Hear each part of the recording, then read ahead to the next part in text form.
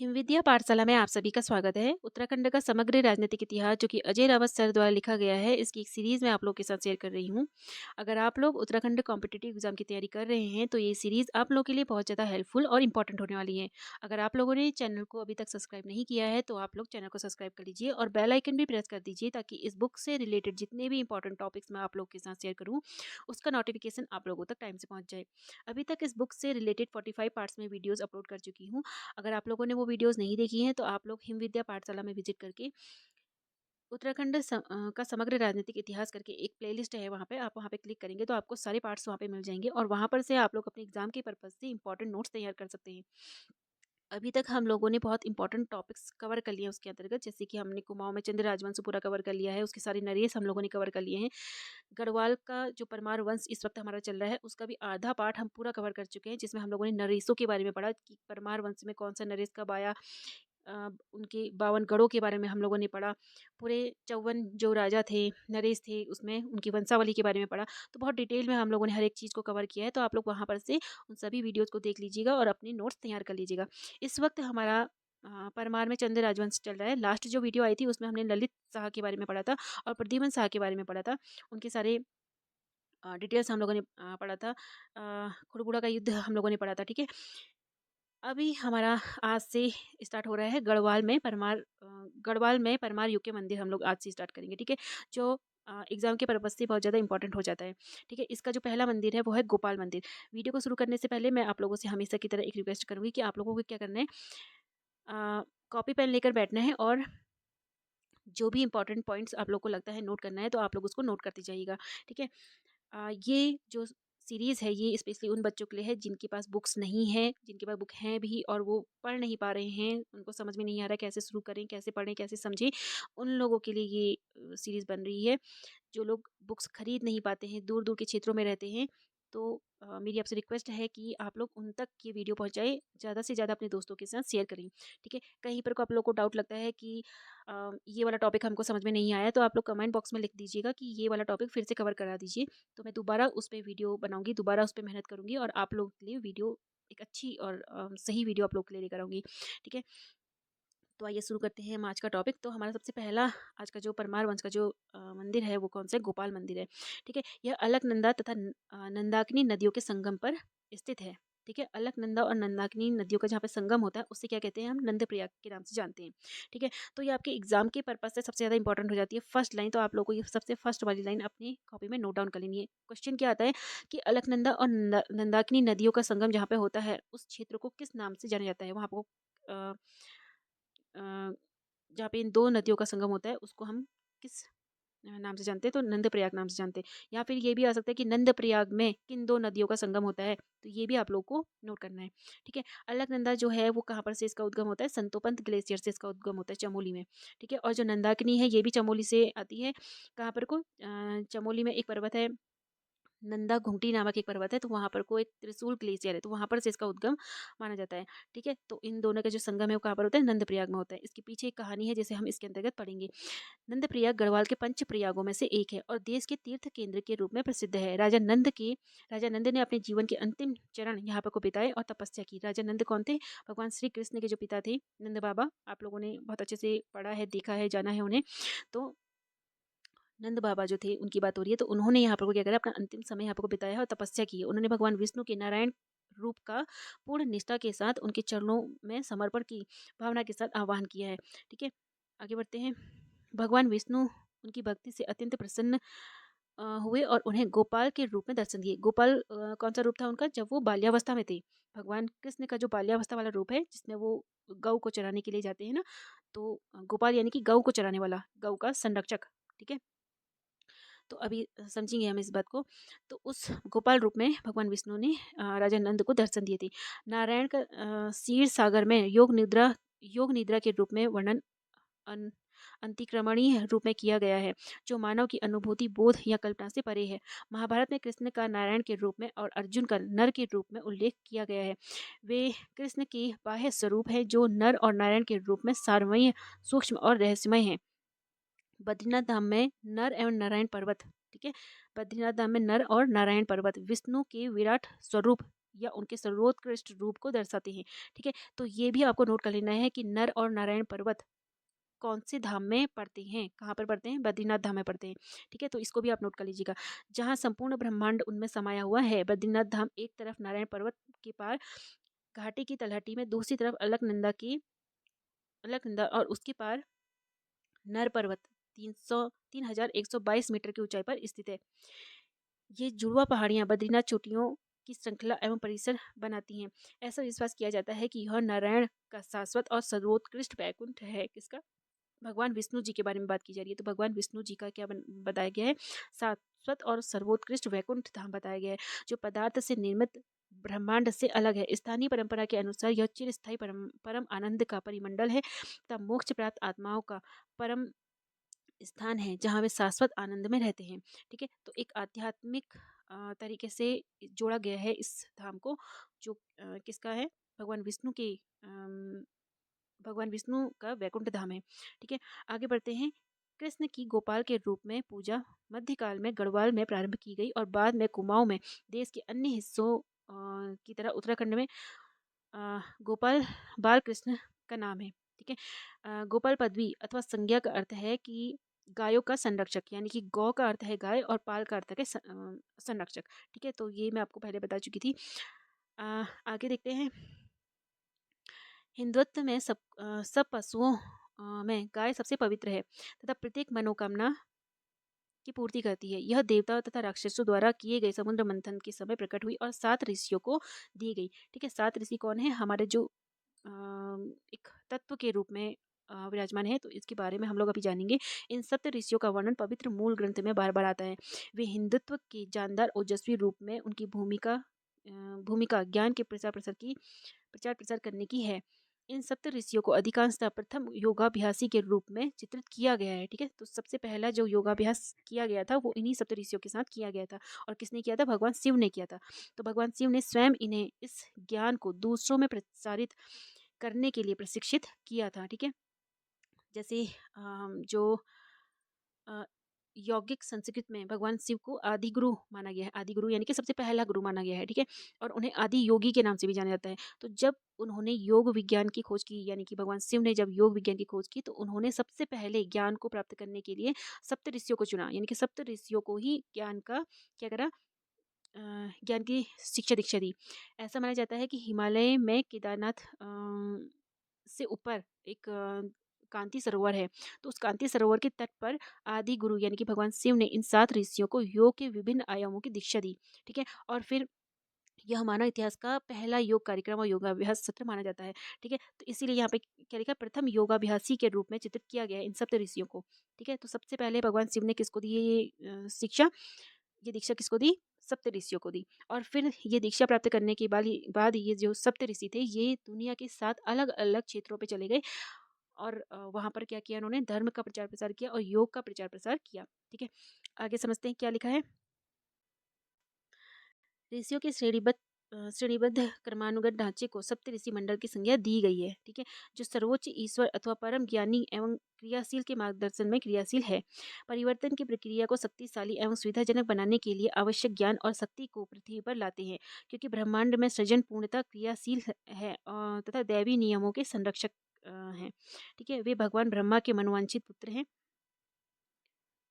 और मनवंतर काल तक रहते हैं। ठीक है, मनवंतर काल क्या होता है इसको भी हम समझेंगे। इस काल में वे ब्रह्मा के प्रतिनिधि के रूप में सेवारत एवं कार्यरत हैं। तो इस पूरी बात को समझने के लिए हमें सबसे पहले क्या समझना है? मनवंतर काल क्या है?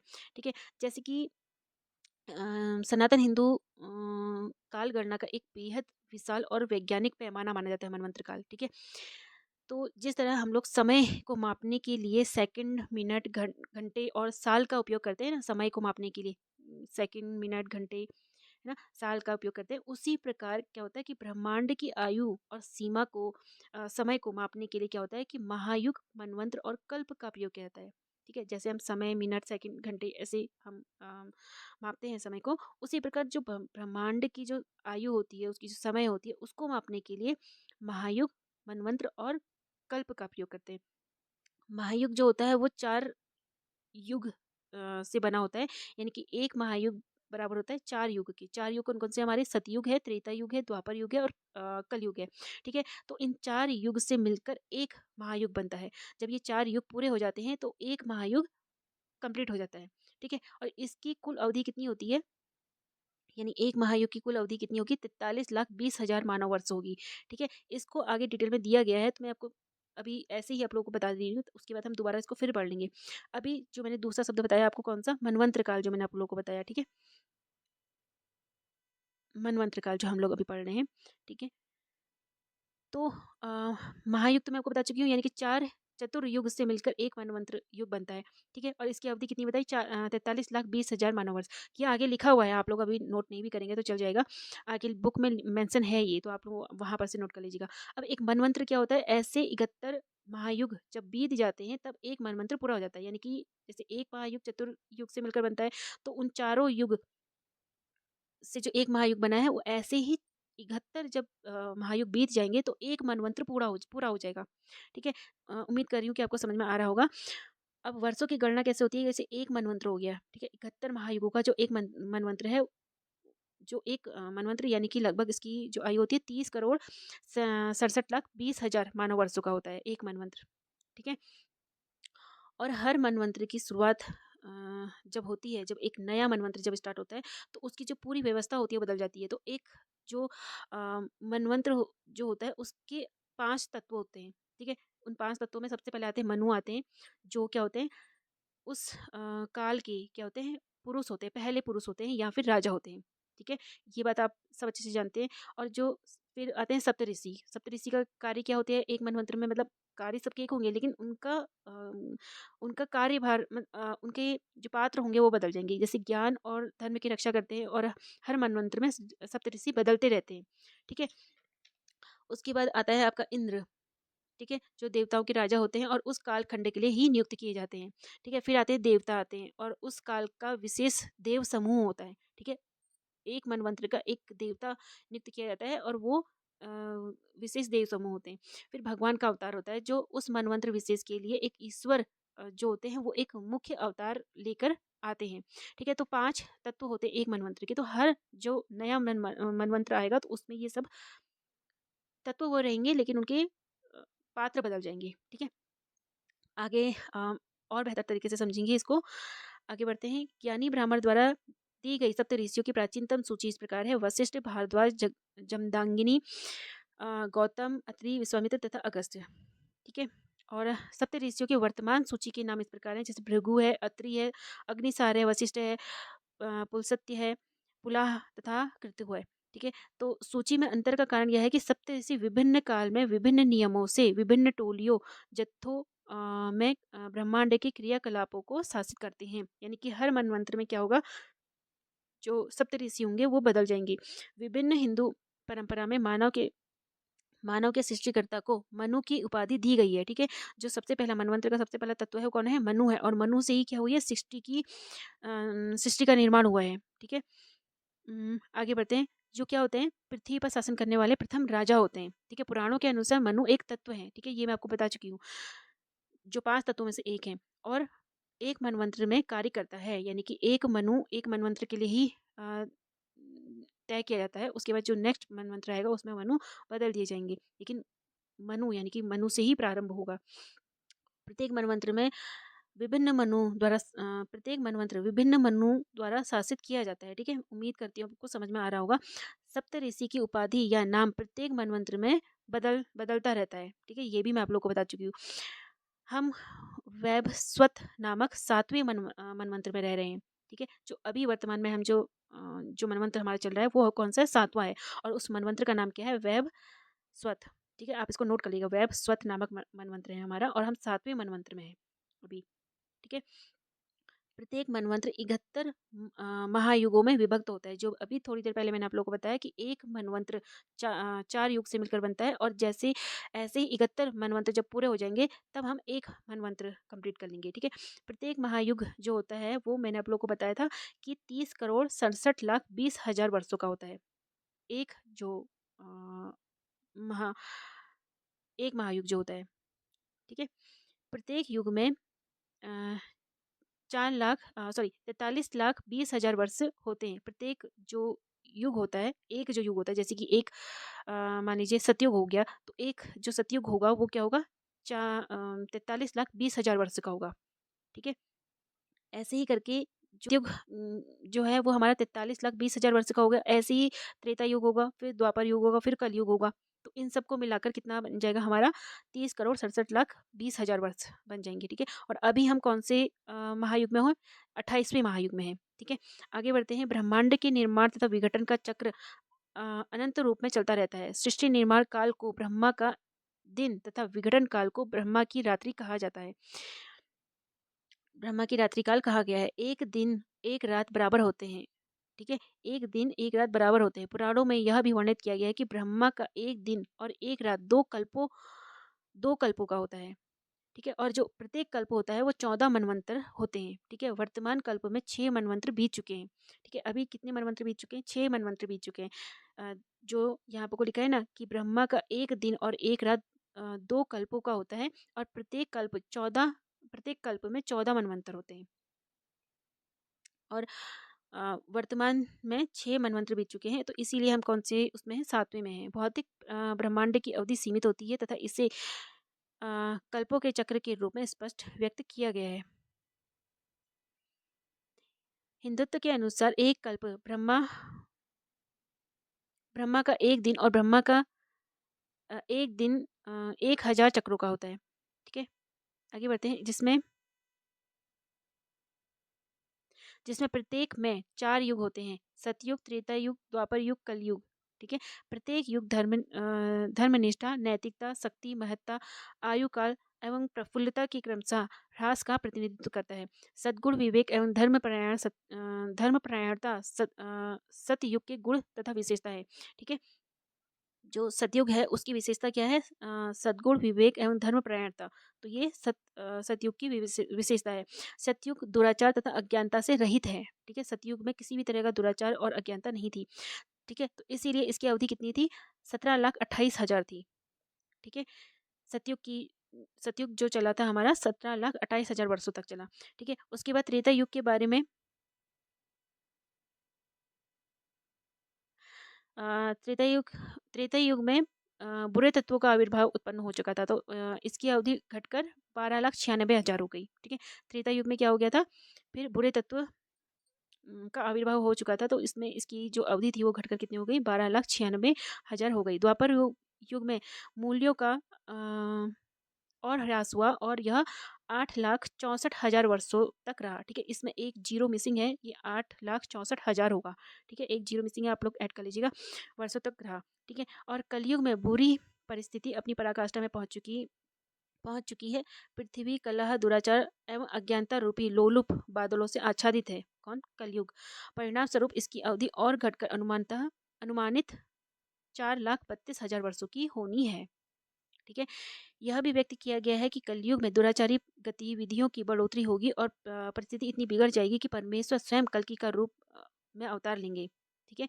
साथ ही बुरे लोगों का नाश कर अपने भक्तों को उनके चंगुल से बचाएंगे। फिर दूसरा सतयुग आरंभ होगा, ठीक है?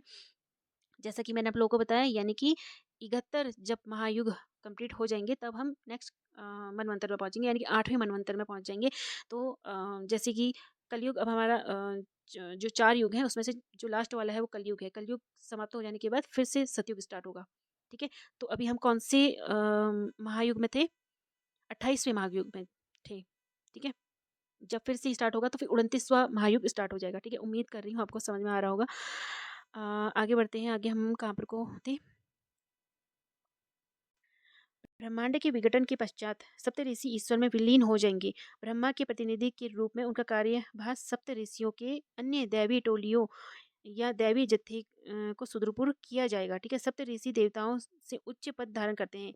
इसके अतिरिक्त सप्तऋषियों का अन्य वर्ग है जिन्हें ब्रह्म ऋषि, महर्षि तथा राज ऋषि के रूप में जाना जाता है।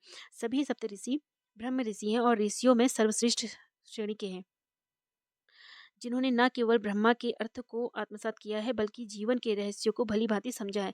वे अजय हैं एवं भौतिक जगत जीवन मरण के चक्र से प्रभावित नहीं होते। इस सर्वोच्च पद में ऋषियों में से किसी किसी को उन्नत या प्रतिष्ठित नहीं किया जा सकता, क्योंकि यह दैवीय नियुक्ति है। फिर भी विश्वामित्र एक अपवाद है जिन्होंने कठिन अथवा सराहनीय प्रयास से इस उच्च पद को प्राप्त किया है। उन्होंने कई हजार सालों तक घोर तपस्या की और इसके परिणाम स्वरूप स्वयं ब्रह्मा ने उन्हें एक स्पृहणीय सम्मान से विभूषित किया। महर्षि का अर्थ महान ऋषि है, जिसने अपनी दृष्टि को विस्तारित किया है, कारण एवं प्रभाव के क्षेत्र से परे है, ईश्वर की सच्चाई वास्तविकता को समझने के लिए अपनी ज्ञानेंद्रियों को परिष्कृत अथवा परिमार्जित किया किया है। वे इस रहस्यवादी योगी की तरह हैं जिन्होंने सत्य पर प्रयोग किया है तथा तर्क संगत विवेकशील विधि से जीवन की वास्तविकता या वास्तविक सत्य को समझा है। संस्कृत में राज ऋषि का अर्थ है राजशाही ऋषि। यह उससे संदर्भित करता है जिसने सांसारिक शक्ति, सत्ता तथा आध्यात्मिक ज्ञान के मध्य सम्मत संतुलन कायम रखने में अनुरक्षण करने का ज्ञान प्राप्त कर लिया है।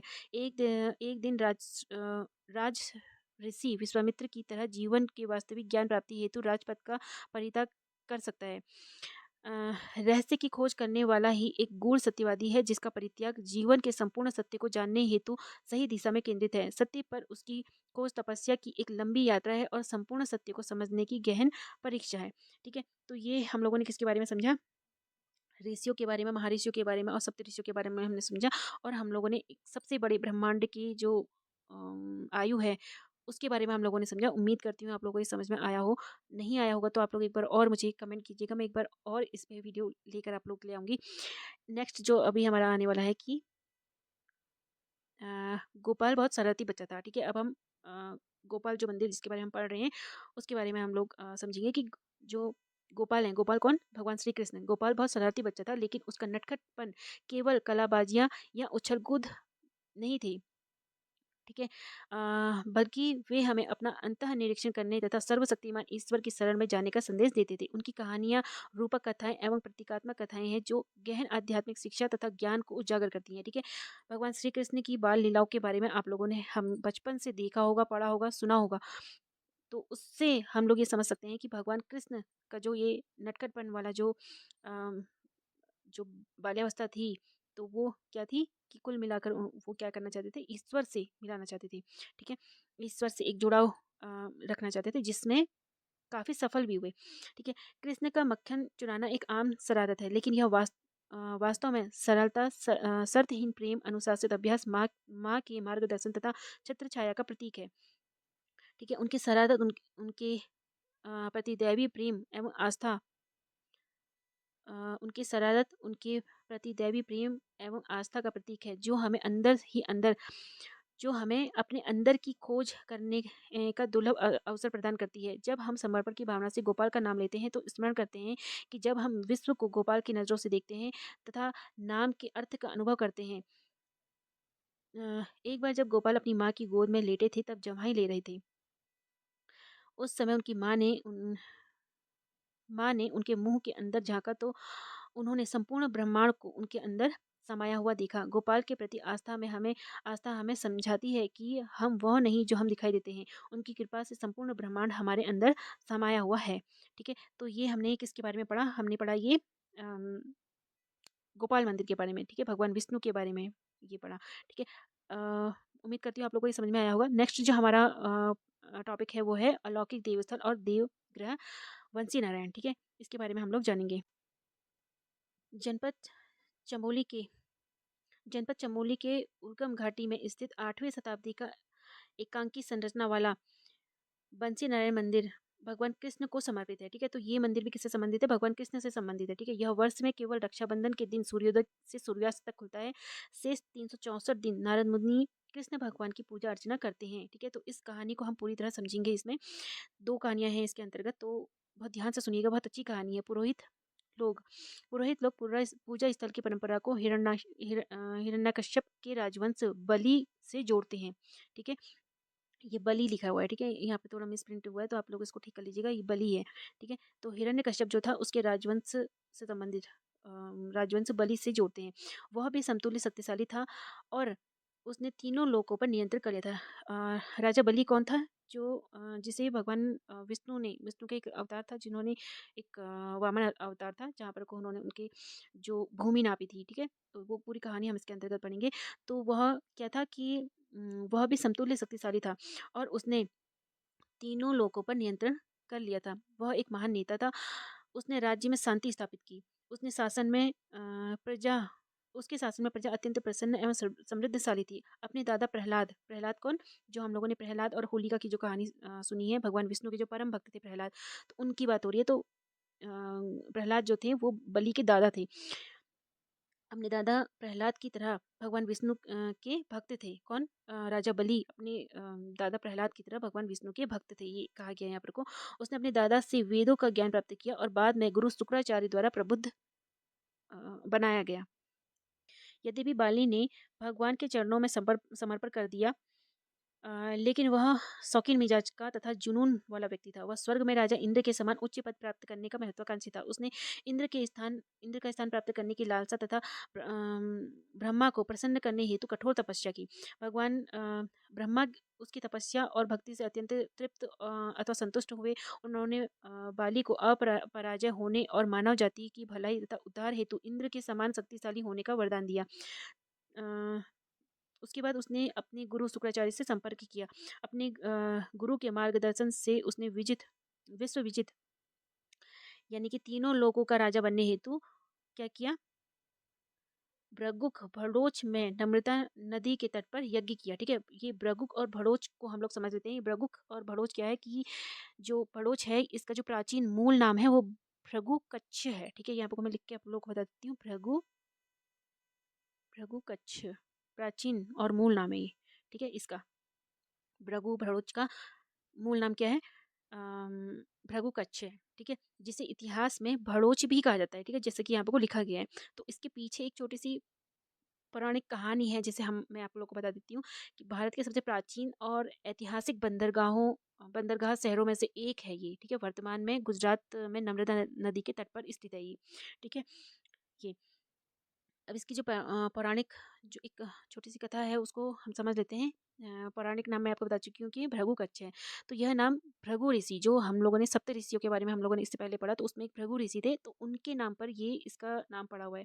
ठीक है, तो यहाँ पर वो क्या किया था इन्होंने, जो भृगु ऋषि थे उन्होंने भृगु संहिता नामक ग्रंथ की रचना भी की है। ठीक है, तो आप उसको भी नोट कर सकते हैं। भृगु संहिता नामक एक ग्रंथ की रचना की है भृगु ऋषि ने। तो पौराणिक कथाओं के अनुसार महर्षि भृगु ने इसी स्थान पर नर्मदा नदी के तट पर अपना आश्रम बनाया था और तपस्या की थी। तो इसी वजह से इसका नाम भृगु नाम पड़ा है। और कच्छ क्या है? कच्छ प्राचीन भाषा में नदी तथा समुद्र के किनारे की जो ऊंचा वाला जो स्थान होता है उसे कछार वाली भूमि कहा जाता था। तो कछार यानी कि कछार से निकल कर आया कच्छ, तो उसे कच्छ कहा जाता था। तो उसी से इसका नाम पड़ा है, भृगु कच्छ नाम पड़ा है।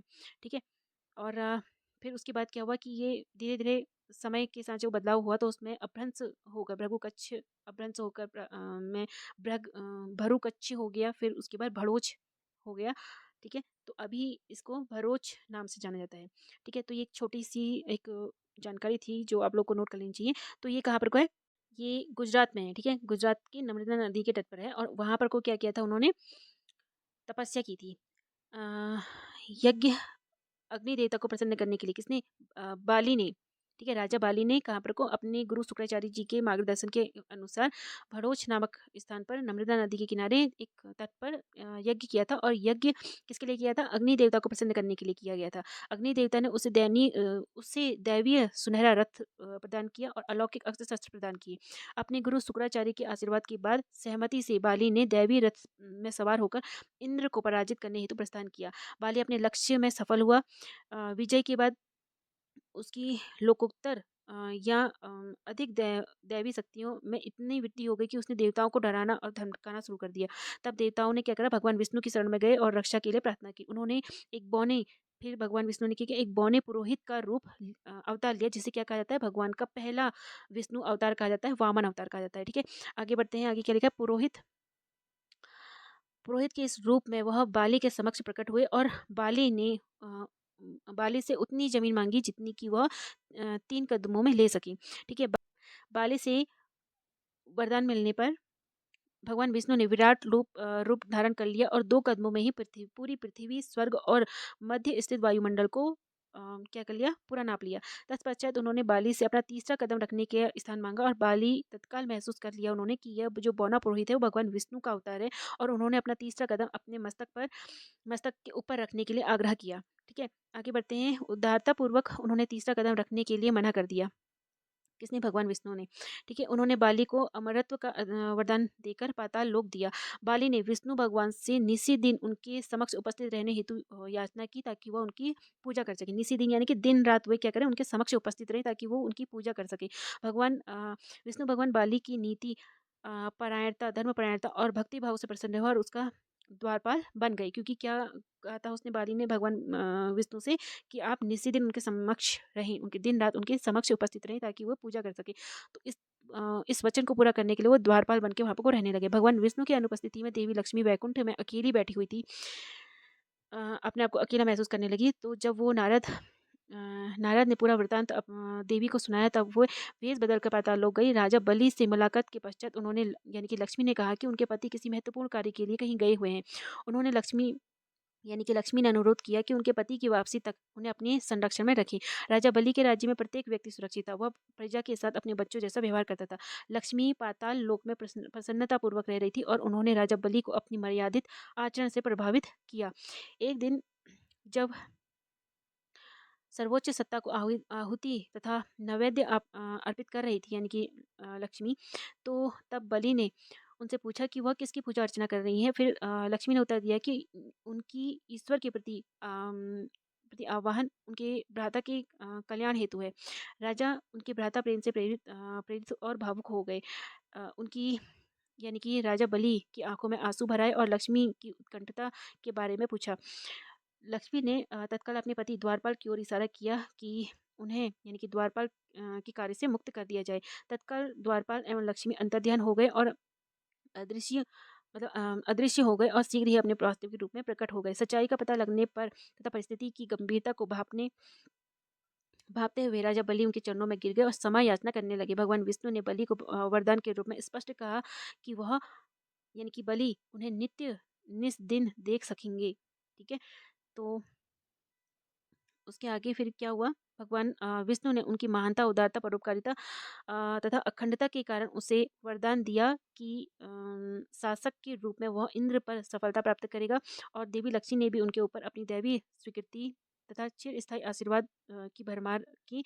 बंसी नारायण मंदिर की परंपरा के अनुसार रक्षाबंधन की जड़ें अ, दैवी वृत्तांत में है, तथा रक्षाबंधन के पावन अवसर पर देश के विभिन्न भागों में लड़कियां एवं महिलाएं वंशी नारायण को अ, पवित्र धागा, यानी कि पवित्र रक्षा धागा बांधती हैं राखी पर। ठीक है, तो भगवान वंशी नारायण से संबंधित ये एक कथा थी जो रक्षाबंधन से जुड़ी हुई थी। तो देश की हर एक स्त्री, नारी, औरतें, बहनें, बालिकाएं क्या करती हैं, रक्षाबंधन के दिन भगवान बंसी नारायण जी को राखी बांधती हैं। ठीक है, तो ये इतना गहरा और आध्यात्मिक एक जुड़ाव है भगवान विष्णु जी के साथ, सभी स्त्री पुरुष सभी का।